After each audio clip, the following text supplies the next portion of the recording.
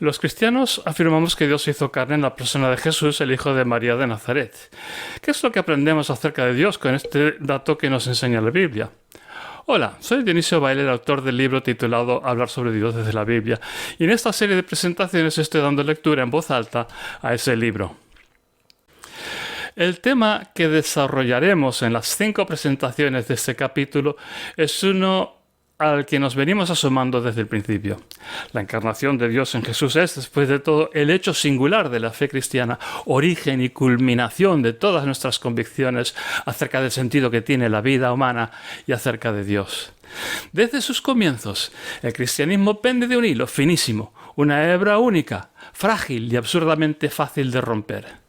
Si Dios habitó plenamente en Jesús, hijo de María, nos revela una asombrosa potencialidad escondida en la naturaleza humana, la de llegar a ser hijos de Dios. Pero si en esa vida humana estuvo cabalmente actuando Dios en la historia, es necesario revisar lo que pensábamos conocer acerca de cómo es Dios. Porque en Jesús no vimos ni gloria ni grandeza excepcional, ni belleza humana ni fuerza de mando para aplastar enemigos e imponer su voluntad. Al contrario, en Jesús vimos un hombre singularmente carente de influencia y poder, sin riquezas ni amigos bien situados, sin derechos humanos ni voz para reclamar que se le hiciera justicia. Una vida humana insignificante que un funcionario de segundo rango como Pilato pudo aplastar como una cucaracha, mandándolo crucificar después de declararlo inocente de los cargos que se le imputaban. El escándalo de la encarnación no es que Dios se hiciera hombre, sino que se hiciera Jesús de Nazaret. Muchos pueblos en diversas civilizaciones han creído que sus reyes y emperadores eran hijos de sus dioses, o incluso la mismísima encarnación de la deidad. Su capacidad de disponer a capricho de la vida y muerte de sus súbditos era prueba sobrada de su conexión estrecha con la divinidad. Es así, más o menos, como la humanidad siempre ha concebido de sus dioses. Son quienes tienen en sus manos la frágil existencia humana para acabar con nuestras vidas sin dar explicaciones. Si Jesús hubiera llegado al poder y la gloria de un monarca, entonces, y especialmente si a la vez hubiera sido inmortal, toda la humanidad hubiera doblado rodilla ante él sin pensárselo 2 veces, reconociendo su deidad. Hubiera mandado y todos le hubiéramos obedecido para que estableciera la justicia y el bien común. Un mundo eternamente perfecto, gobernado con divina mano de hierro, pero a la vez con compasión y nobleza, para que ninguno nos desviáramos del bien. Lo que jamás hubiéramos podido sospechar, lo que hasta el día de hoy, 2000 años más tarde, sigue provocando escándalo y sofoco, es que el poder vital por el que existe y subsiste el universo resultase tan impotente ante las fuerzas del destino y el poder del Imperio Romano. Esto es tan endiabladamente, con perdón, difícil de encajar, que durante toda la historia del cristianismo, los propios cristianos hemos preferido ignorar el dato. Hemos visto en la debilidad de Jesús, y concretamente en su cruz, un hecho excepcional. Hemos considerado que ese fue un paréntesis en la realidad eterna, un acto momentáneo de supremo heroísmo personal que no altera nuestra percepción de Jesús como soberano absoluto. Jesús es y siempre ha sido entonces, según nuestra fe, un rey divino fuerte, glorioso e infinitamente poderoso. Hemos superpuesto así en la iconografía e imaginación de la cristiandad imágenes de Jesús crucificado con otras imágenes de Jesús como Rey de Reyes y Señor de Señores, que juzga a vivos y muertos y decide el destino eterno de cada individuo humano. Y al hacer esto, por una parte nos maravillamos de aquella su humildad y humillación momentánea y pasajera, pero por otra parte seguimos convencidos de que la realidad más real y esencial es la de su eterna gloria y potestad y majestad. Nuestras convicciones, en ese caso, resultan ser las opuestas a las del mensaje de la Biblia. Los autores del Nuevo Testamento empiezan con ese pobre hombre, Jesús, y contra toda lógica humana, acaban por declarar que Dios mismo es como Él fue, que los propios fundamentos del universo están cimentados en esa divina capacidad de amar sin devolver mal por mal. Pero nosotros empezamos con el glorioso Rey eterno de potestad ilimitada sobre la vida de hombres y mujeres, para luego explicar ese pequeño lapsus, esa debilidad momentánea de la cruz, como una dura prueba a superar para llegar hasta la cumbre del poder, para entonces sí destruir a sus enemigos. Hoy empezaremos este tema con la lectura de 2 capítulos del profeta Isaías. ¡Qué bellos son sobre las colinas los pies que anuncian un giro político hacia la paz, que anuncian el bien, que proclaman la liberación al declarar a Sión: ¡Tu Dios gobierna! Una voz, se alza voz entre tus centinelas. Gritan al unísono porque ven lo mismo, que el soberano regresa a Sión. Meted ruido, gritad al unísono: Jerusalén desolada, que el soberano se ha apiadado de su pueblo, ha rescatado a Jerusalén. El soberano se ha remangado el brazo de su santidad a la vista de todas las naciones, y todas las fronteras de la tierra han visto la salvación de nuestro Dios. Alejaos, alejaos, salid de ahí, no toquéis lo que está consagrado, salid de su interior. Lavaos los que portáis los objetos del soberano, porque no os marcháis con prisa ni corréis como quien huye, por cuanto delante vuestro va el soberano, y el que os reúne es el Dios de Israel. Mira el éxito de mi delegado, se hace grande y se alza y destaca mucho, por cuanto así como se han horrorizado tantísimo sobre él, así también quedó desfigurada por hombre su figura y su belleza por los descendientes de Adán. Así también salpicará a naciones importantes. Los reyes se cuidan bien de hablar contra él, por cuanto ven algo que nadie les había contado y alcanzan a comprender lo que nunca habían oído. ¿Cómo dar crédito a lo que estamos escuchando? ¿Pero sobre quién se deja ver el brazo del soberano? Sin embargo, se asoma como un brote ante él y como una raíz seca de la tierra. No tiene belleza ni honor, y cuando lo contemplamos, su aspecto no suscita pasiones. Despreciado y falto de hombría, un hombre torturado, conocedor del dolor, y como quien mira para otro lado, lo despreciamos y no lo valoramos. En realidad, carga él con el dolor nuestro y aguanta la tortura nuestra, pero nosotros lo juzgamos golpeado y castigado y humillado por Dios. Y él está siendo atormentado por nuestras insolencias, machacado por nuestras maldades. Nuestro castigo se salda en él y en su tortura sentimos alivio. Todos nosotros vagamos como un rebaño, cada cual escoge su camino, sin embargo el soberano se cobra en él la maldad de todos nosotros.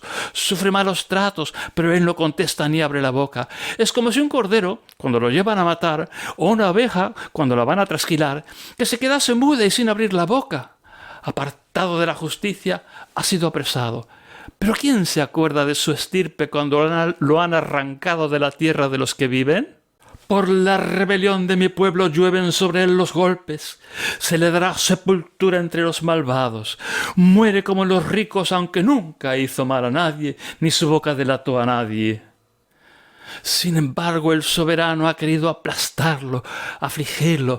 Si se levantase de su alma la culpa, vería una posteridad, alargaría su vida y su disfrute. El soberano con su mano le haría prosperar. Contempla su vida desde la extenuación, se harta de lo que sabe. Mi delegado justo hace que muchos parezcan justos, mientras que él carga con las culpas de ellos. Por consiguiente, haré que le toque estar entre los importantes. Le tocará su parte del botín junto con los poderosos, por cuanto entrega a la muerte su vida desnuda y se piensa que cuenta entre los sublevados.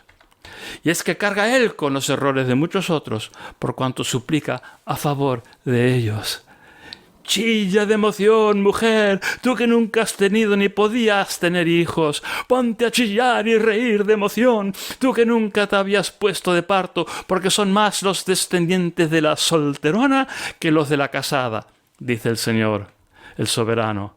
Agranda tu tienda, estira a tope el espacio que abarca tus cortinas. No escatimes, haz más largos esos vientos, clava mejor esas piquetas, porque te expansionarás a diestra y siniestra, mujer. Tus descendientes desplazarán a naciones enteras y ocuparán ciudades hoy deshabitadas. No tengas miedo, que no pasarás vergüenza, ni se te quedará cara de tonta, que no te llevarás una decepción, que la humillación de tu juventud ha pasado al olvido y jamás recordarás la deshonra de tu viudedad, que tu esposo es el que te ha hecho, cuyo nombre es soberano generalísimo. El que te rescata es el Santo de Israel, aclamado como Dios de toda la tierra, porque como una mujer repudiada y de ánimo apocado, te encontró el soberano. Como una esposa adolescente que han echado a la calle, dice tu Dios. Te dejé por un breve instante, pero te recojo con inmensa ternura.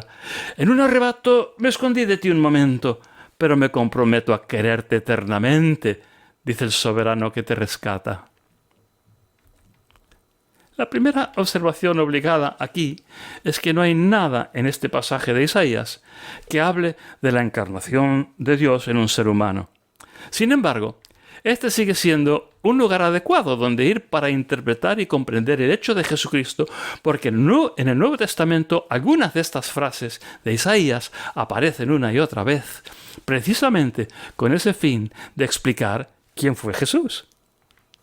Para comprender este pasaje, tenemos que situarnos en Babilonia a pocos años antes de que Ciro, rey de Persia, permitiese el retorno de esa minoría de los exiliados que quisieron volver a la Jerusalén de sus padres. Allá en el exilio y en los primeros años en Jerusalén después de ese retorno, hubo quienes mantenían una viva esperanza en la restauración de la monarquía de la dinastía de David.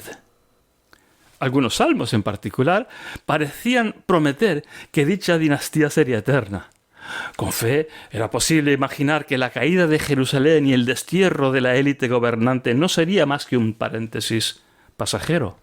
El personaje histórico de David se había transformado, con el paso de los siglos, en una cifra, un símbolo, cuyo nombre encerraba las añoranzas de la restauración del reino de Israel. Esto es lo que se conoce como la esperanza mesiánica, expresión derivada de la palabra Mesías, es decir, ungido, con referencia al rito de unción, de consagración de los reyes de Israel. Cuando el príncipe heredero Zorobabel volvió del destierro babilónico, algunos, notablemente los profetas Ageo y Zacarías, estaban convencidos de que había llegado el momento de la restauración de la dinastía y del reino. Pero aquel plan nunca prosperó, y cuando por fin en el siglo II a.C. Judea se independizó de sus soberanos griegos, el gobierno pasaría con los años de la dinastía de los sumos sacerdotes a la de Herodes el Grande. En cualquier caso, esa segunda independencia nacional fue de relativamente corta duración antes de que Roma hiciera valer su reclamo imperial sobre aquella tierra. Así, la dinastía de David desapareció para siempre de la historia, como sucede con todas las dinastías de los reyes de la humanidad. Ya nadie esperaba que de esa estirpe surgiera un nuevo rey. La esperanza en que Dios levantase un nuevo David o Mesías que restaurase la independencia y la gloria de Jerusalén, sin embargo, tendía a renacer siempre que las condiciones de vida se volvían especialmente duras para el campesinado judío. El modelo que debía seguir ese Mesías, naturalmente, era el del propio rey David, que había liberado a su pueblo de la opresión del asqueroso filisteo incircunciso. A la vez que allá en el exilio se cultivaban esas esperanzas mesiánicas pensando todavía en sucesores directos de David, como Zorobabel, sin embargo, también se habían redactado estas palabras que acabamos de leer en el libro de Isaías. Contienen una configuración muy diferente de lo que Israel puede y debe esperar que sea su destino. El siervo de Dios, expresión que de momento deberíamos entender que significa Israel, será levantado y exaltado, sí, pero no porque se abra paso en el concurso de las naciones por la fuerza de sus armas, sino porque el quebrantamiento y la aflicción y el sufrimiento de Israel es, de alguna manera, como Dios elige ahora revelarse en la historia humana. Vimos en el capítulo 4, cuando tratamos sobre 1 Samuel 8, que Israel había rechazado ser una nación especial. Optó por ser una monarquía como todas las naciones y así defender su soberanía nacional. Pero ahora Dios parece que pretende recuperar su antiguo proyecto de hacer de Israel algo especial y único en la historia de la humanidad. Ya no será más un reino como tantos que ha habido y habrá, sino que será un vehículo apto para la revelación de Dios, para que toda la humanidad le veamos como Él es, sin las distorsiones del poder de las armas humanas. Israel deberá volver a aquel punto histórico donde se desvió. Israel deberá volver a la situación de debilidad que padecía con los filisteos, aquel momento cuando prefirió el camino mesiánico de la monarquía. Israel deberá apañárselas con su Dios diferente a todos los dioses de las demás naciones bajo el yugo de otros reyes y otros imperios paganos. Israel deberá aprender a vivir por la fe frente a las adversidades de la historia humana. Y ese camino es, forzosamente, ya lo hubiera sido en tiempos de los filisteos y ahora lo seguirá siendo bajo los babilonios, los medos, los persas, griegos y romanos, un camino sembrado de dolor y humillación, de vejaciones, esclavitud y falta de derechos humanos. Todas nos hemos descarriado como ovejas. Nos hemos apartado de los caminos del Señor. De la humanidad entera son las transgresiones, las iniquidades, el pecado, la dominación del prójimo, el sacrificio del individuo por el bien de todos. Los judíos en el desierto babilónico no sufrieron más que otros pueblos, ni fueron más numerosos. Eran típicos de los desplazamientos forzosos que garantizaban el buen funcionamiento de los imperios de aquella era. Pero sí tenían un rasgo que los hizo destacar entre la multitud: la memoria histórica de ser el pueblo elegido de un Dios diferente de los de todas las demás naciones, diferente de los dioses de los opresores. Y el autor de estos renglones de Isaías que hemos leído hoy tuvo la osadía de opinar que este sufrimiento de Israel tendría el efecto de expiar el pecado ya no solo del propio Israel, sino de toda la humanidad. Mencionamos de paso en el capítulo 7, al tratar sobre Job, la idea de que el sufrimiento del inocente podía tener efectos redentores para otros. Vimos cuando leímos unos capítulos de Lamentaciones, en el capítulo 4, que la magnitud de la debacle cuando la caída de Jerusalén había resultado descabelladamente desproporcionada. Las personas concretas que sufrieron esa experiencia no eran peores que sus padres y abuelos, ni peores que sus vencedores. Desde luego, en términos absolutos, nadie es inocente, pero en términos relativos, las víctimas de un desastre nacional como aquel no tenían por qué pagar por todos. Eran inocentes del pecado generacional de su nación. El autor de estos versos de Isaías observa que el castigo que sufrieron fue, a la vez, la maldad y perversión de sus conquistadores. Fueron castigados ellos es decir, por medio de el pecado brutal de sus opresores. Lo que pagaban con sus vidas rotas era el pecado de generaciones enteras de toda la civilización de su era, que estaba estructurada sobre el cimiento de tales crímenes contra la humanidad. Aunque el siervo de Dios, Israel, que sufre así, es masculino en el capítulo 53, habíamos observado la feminización de la descripción de esa debacle nacional en el libro de Lamentaciones. Y en Isaías 54, el siervo es ahora una mujer victimada que a la postre recibirá consolación. Dios es a la vez su hacedor y su esposo. Es su redentor que viene a rescatarla.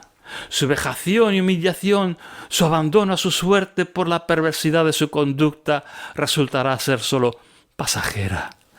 Quizá no sea vindicada ella, pero sí quedarán vindicadas su fe y confianza en aquel Señor que primero la hubo sacado de Egipto. El horror y la pesadilla de lo vivido seguramente jamás podrá ser olvidado, pero será posible reconstruir su vida. Y en su futuro habrá cantos y gozo y las carcajadas de los niños de una nueva generación inocente. Y el mundo posterior será mejor que el mundo antiguo. No solo para Israel, sino para toda la humanidad. Los reyes de toda la tierra verán esta obra redentora postrera de Dios y cerrarán la boca ante Él, es decir, ante su siervo, según Isaías 52, versículo 15. Si fue osado el autor de estos versos para proclamar que el sufrimiento del siervo del Señor podía tener efectos redentores para la humanidad entera, no menos osados fueron los autores del Nuevo Testamento cuando asociaron estos versos a sus explicaciones de lo que habían visto en Jesús.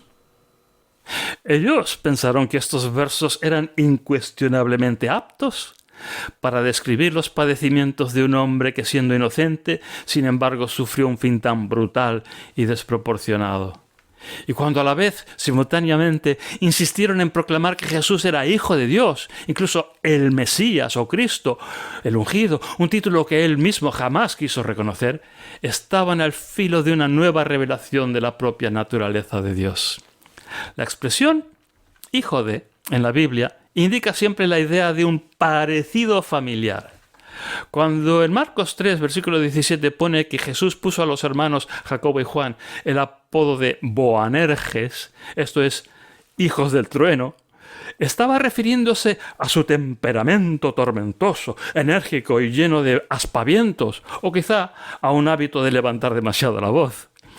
Ser un hijo de Dios solo puede significar parecérsele. Esto es cierto para todos los que, estando en Cristo y compartiendo así su nueva humanidad, somos por tanto hijos de Dios. Ese no es un título o un rango, es la descripción de un parecido. Decir entonces que este Jesús, los datos de cuya vida encajan tan perfectamente con estos versos de Isaías que hemos leído, es hijo de Dios, nos obliga a imaginar que Dios es como Jesús es. El siervo sufriente se parece a Dios. Si alguien quiere saber cómo es Dios, Dios es como fue Jesús, que fue a su vez como Israel en su abatimiento y derrota, el siervo sufriente de Isaías. Desde luego, hablar de que Dios se hizo carne en Jesús nos va a obligar a reevaluar algunas de las cosas que pensábamos saber acerca de cómo es Dios. Hasta aquí entonces esta primera meditación sobre el significado de la convicción cristiana de que Dios se hizo carne en Jesús. En nuestra próxima presentación veremos la forma curiosa que tenía Jesús en los Evangelios de referirse a una figura que él llamaba el Hijo del Hombre. Hasta pronto.